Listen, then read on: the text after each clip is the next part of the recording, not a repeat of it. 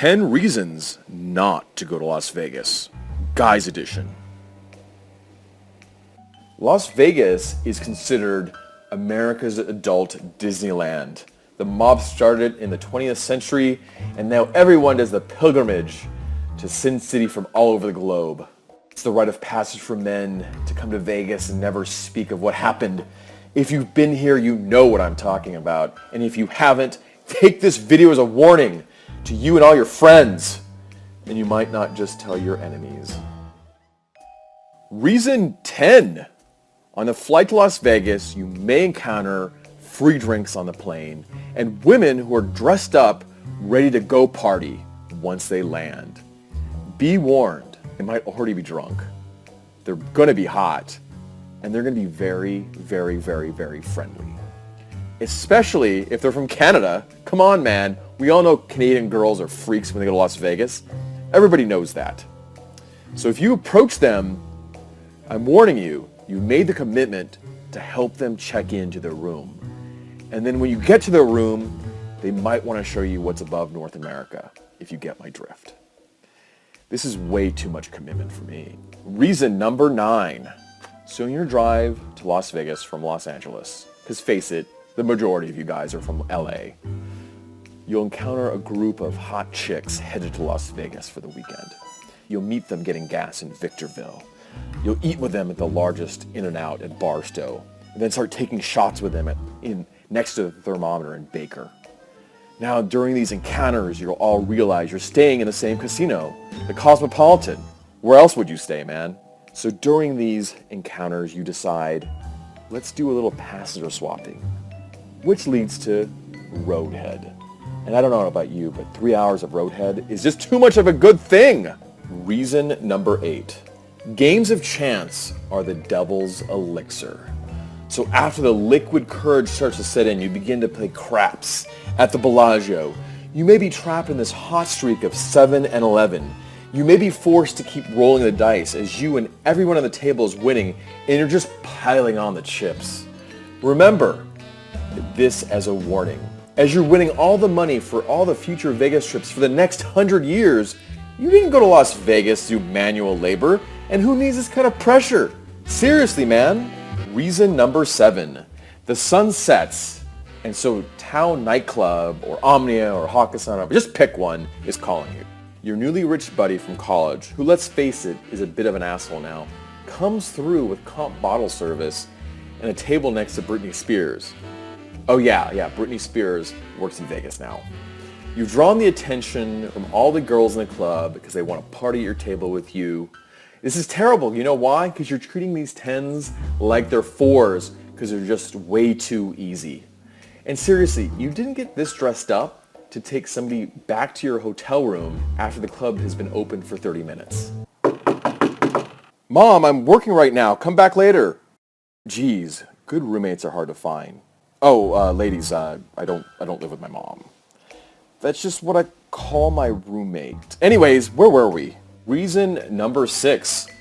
On the Las Vegas Strip, you can virtually drink anywhere. In the club, in the casino, in the bathroom. I guess there really isn't anything stopping you now from drinking in the bathroom. But anyways, everybody loves the fact that you can drink on the streets.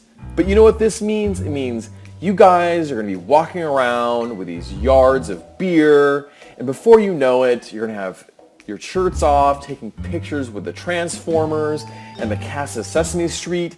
And this is super creepy, man. It's not Halloween. Reason number 5.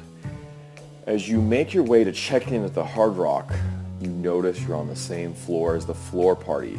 It's going to be a colossal mess because girls are running around in their bikinis and they've created a slip and slide down the hallway.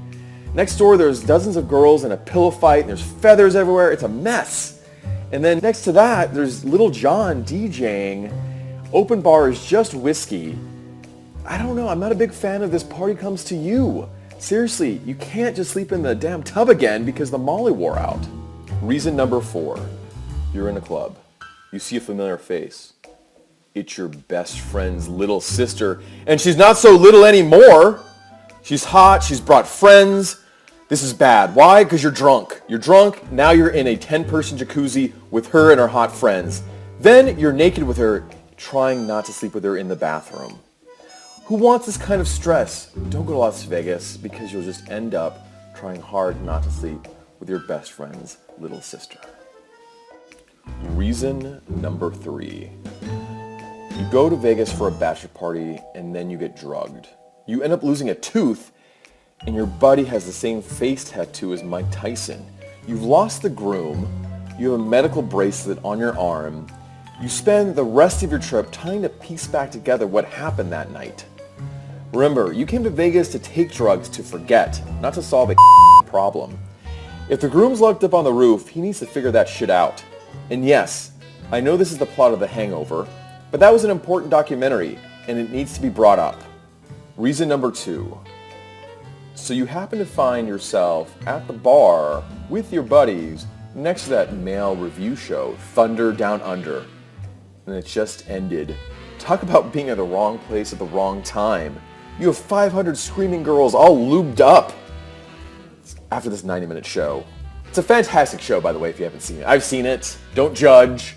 I wanted to get some tricep workout tips from the guys. But anyways, this is a disaster because there's only 6 of you and 500 of them. If you want this kind of stress for choosing girls, just go on The Bachelor. Reason number 1. As you enter the strip club, you end up in the champagne room snorting off a stripper's as everyone is cheering you on. Midgets show up to get shot off cannons, and you bump into those goddamn Canadian girls from the flight. You're like, I brought that back. Anyways, you end up seeing 3 girls each other. You end up taking the Canadian girls back to their rooms, and you get mad respect from your bros in the morning. But seriously, if I wanted respect, I'd donate to the Goodwill and stop stealing from the donation trucks.